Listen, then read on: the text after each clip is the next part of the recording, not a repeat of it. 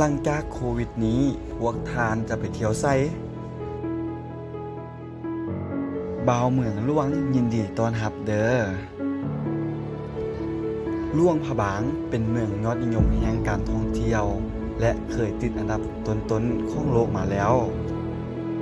บ่ว่าจะเป็นทางด้านประวัติศาสตร์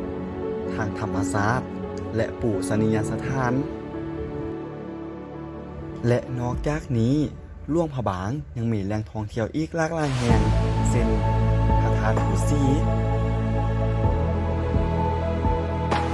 น้ำตกตาดกวางศรี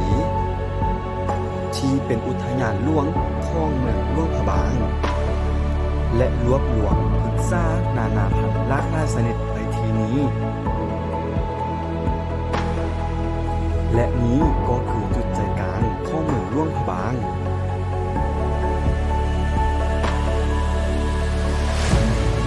ตลาดเสาหลวงพระบาง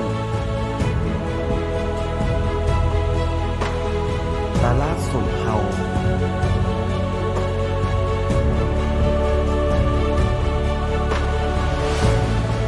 วัดใหม่สวนน้ำพุมหา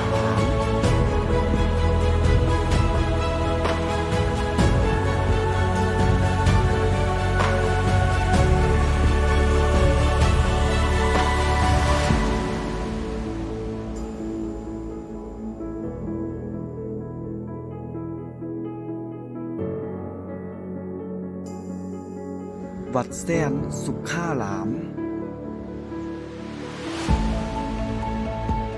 หอพระบาง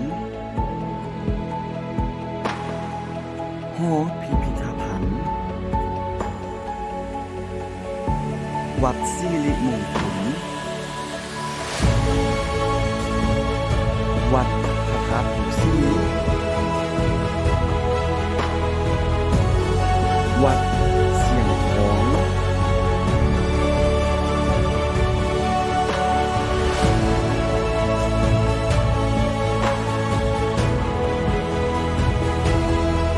มุมถ่ายรูปน้ำ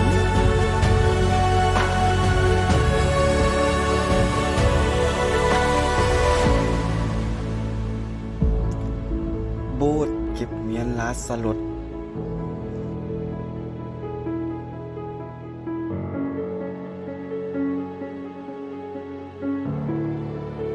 วัดวีสุนนราชถ้ำติง